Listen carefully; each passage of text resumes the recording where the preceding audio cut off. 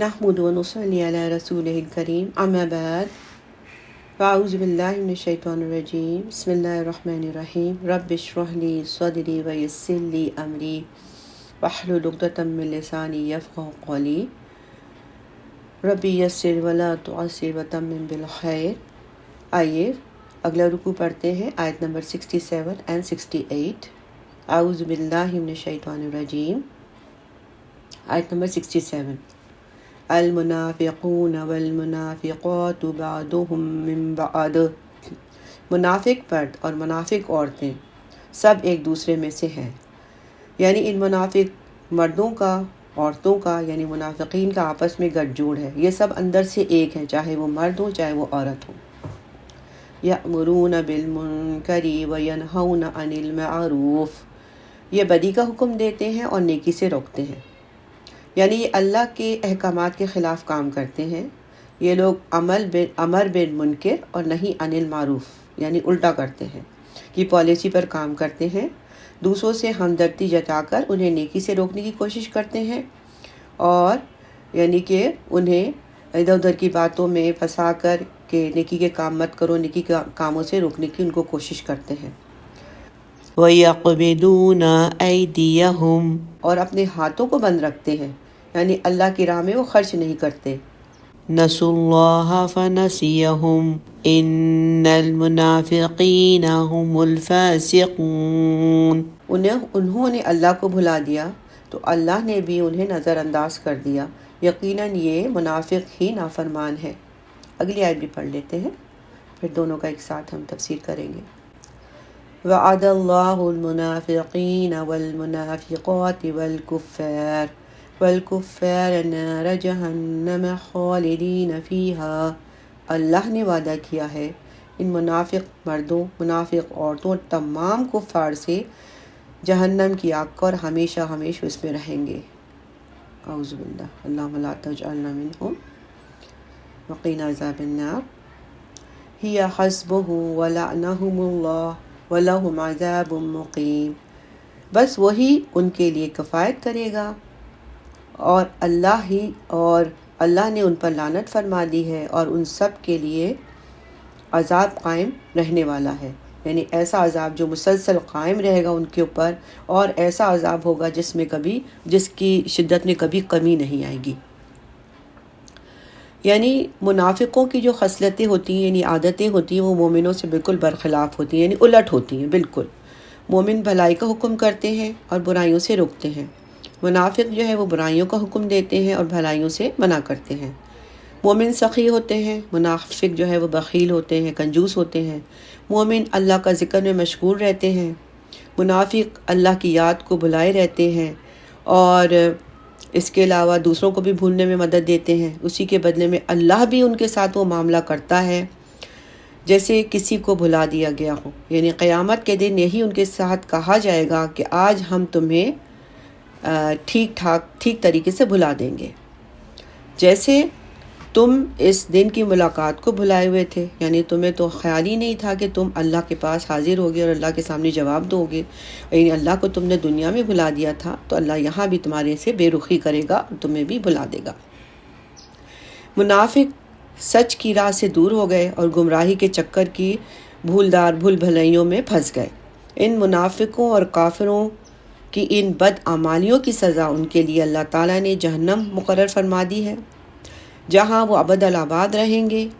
وہاں کا عذاب ان کے لیے وہاں پر ان کا دردناک اور عذاب ہوگا، اور انہیں اللہ کی رحمت وہ سے دور ہو چکے ہوں گے، اور یہ عذاب ان کے لیے دائمی اور دیر پا عذاب ہوگا، یعنی یہ ایسا عذاب ہوگا جو مستقل ہوگا اور مسلسل ہوتا رہے گا، اس میں کی شدت میں کچھ کمی نہیں آئے گی۔ تو نعوذ باللہ، اللہم لا تجعلنا منہم وقنا عذاب النار، آمین یا رب العالمین۔ آیت نمبر 69۔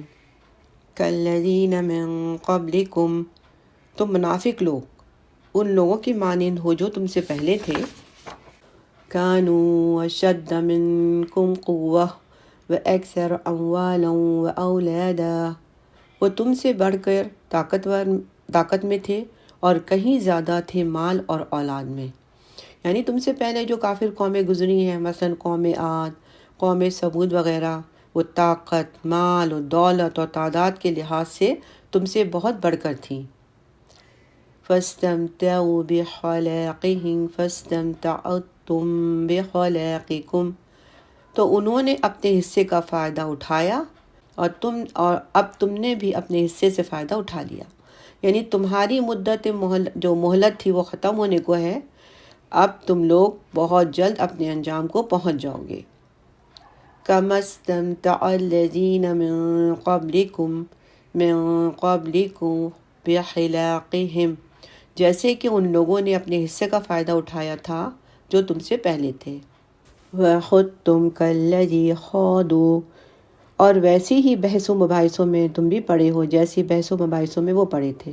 یعنی تم بھی انہی کی طرح بحث و مباحثے کر رہے ہو، حجت بازی کر رہے ہو، انہی کی طرح کی روش اختیار کر رہے ہو جیسے کہ انہوں نے روش اختیار کی تھی۔ أُولَئِكَ حَبِطَتْ أَعْمَالُهُمْ فِي الدُّنْيَا وَالْآخِرَةِ وَأُولَئِكَ هُمُ الْخَاسِرُونَ، یہ وہ لوگ ہیں جن کے اعمال دنیا اور آخرت میں ضائع ہو گئے، اور یہی لوگ ہیں خسارے میں رہنے والے۔ یعنی ان لوگوں کے بارے میں یہاں پہ بتایا جا رہا ہے، اللہ تعالیٰ ان آیات میں جو ہے منافقین کو خطاب کر رہے ہیں کہ تمہارا حال ان قوموں جیسا ہے جو تم سے پہلے گزر چکی ہیں۔ ان پر بھی اللہ تعالیٰ نے تمہاری طرح کا انعام کیا، وہ جسمانی قوت، مال اور دولت اور اولاد کے اعتبار سے تم سے زیادہ اچھی حالت میں تھے۔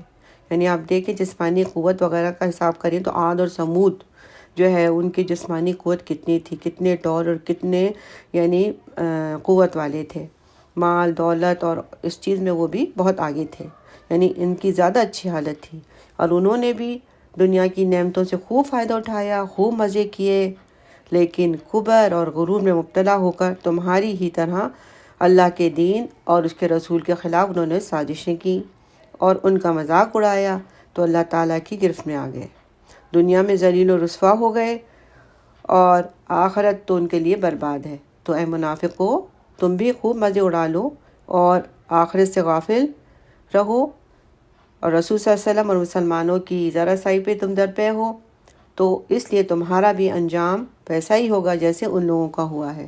یا منافقین کو ڈرایا جا رہا ہے اور ان کے انجام سے آگاہ کیا جا رہا ہے۔ آیت نمبر 70۔ أَلَمْ يَأْتِهِمْ نَبَأُ الَّذِينَ مِن قَبْلِهِمْ قَوْمِ نُوحٍ وَعَادٍ وَثَمُودَ وَقَوْمِ إِبْرَاهِيمَ، کیا ان کے پاس ان لوگوں کی خبریں نہیں آ پہنچی ہیں جو ان سے پہلے تھے، یعنی قوم نوح، قوم عاد، سمود اور قوم ابراہیم۔ یعنی یہ جو قومیں ہیں ان کے بارے میں اللہ تعالیٰ کہہ رہے ہیں کیا ان کی خبریں تم تک نہیں پہنچی ہیں؟ یہ وہ قومیں جو تم سے پہلے گزر چکی ہیں۔ یعنی یہ قرآن مجید کا یہ واحد مقام ہے جہاں پہ قوم ابراہیم کا تذکرہ اس انداز میں آیا ہے۔ وَأَصْحَابِ مَدْيَنَ وَالْمُؤْتَفِكَاتِ، اور مدین کے لوگ اور ان بستیوں کی خبریں جو الٹ دی گئیں۔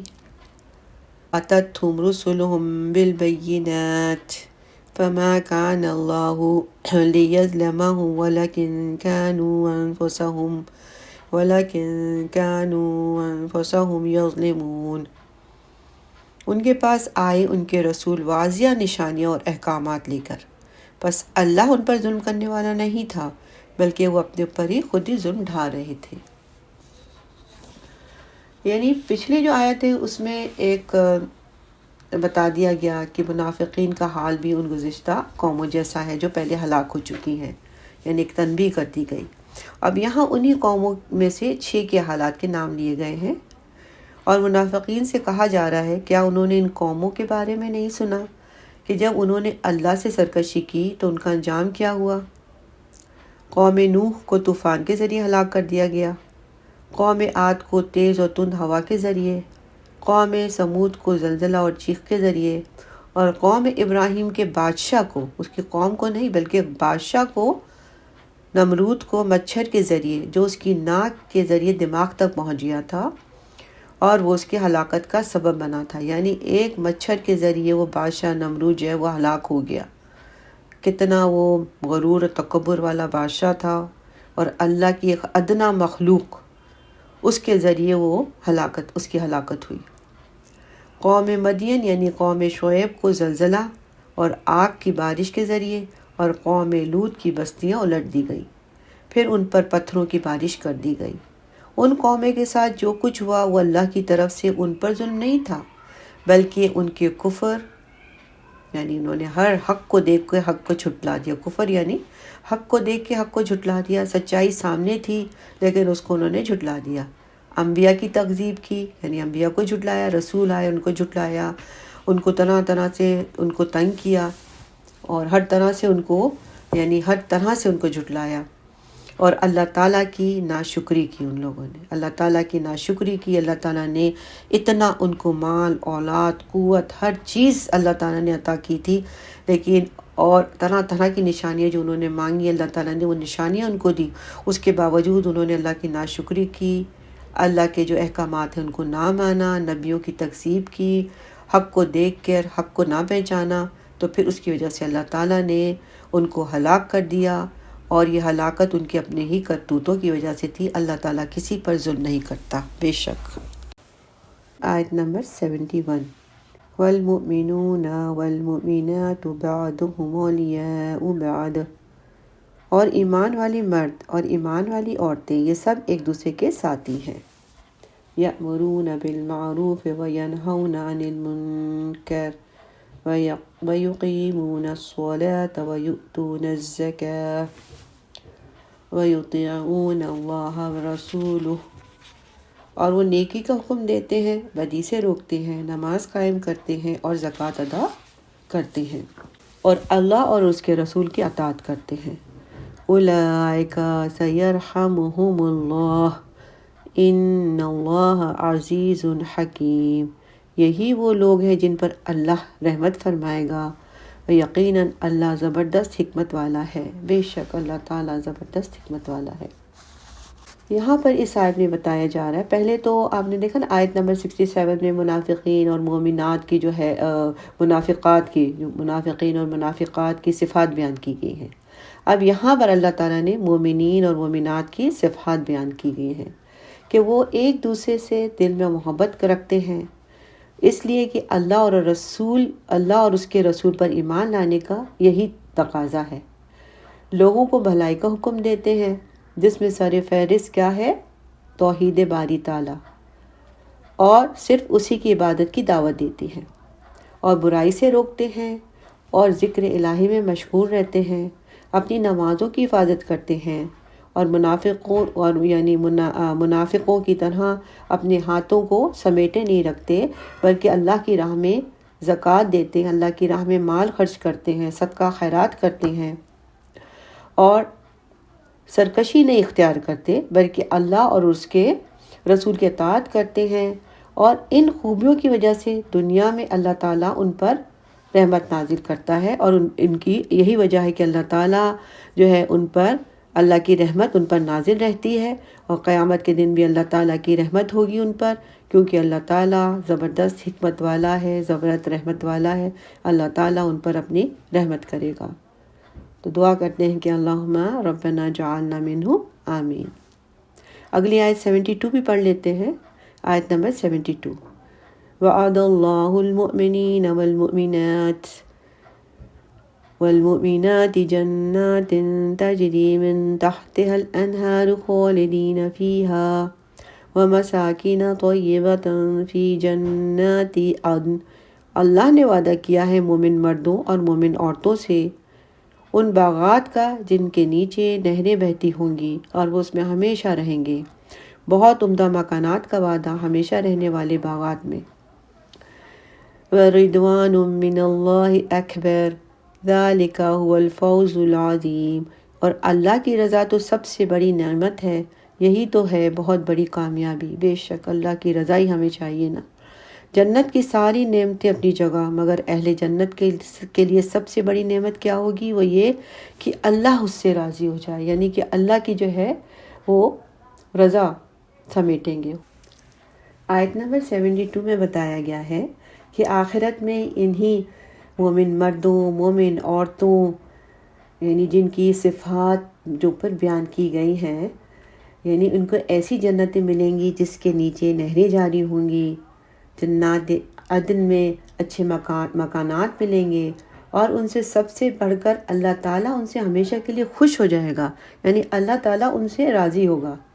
امام مالک اور بخاری اور مسلم میں ابو سعید خدری رضی اللہ تعالیٰ عنہ سے روایت ہے کہ اللہ تعالیٰ جنتیوں سے پوچھے گا کیا تم لوگ خوش ہو گئے؟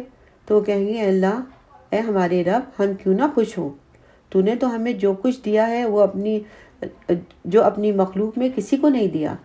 تو اللہ کہے گا کیا میں تجھے اس سے بھی افضل چیز نہ دوں؟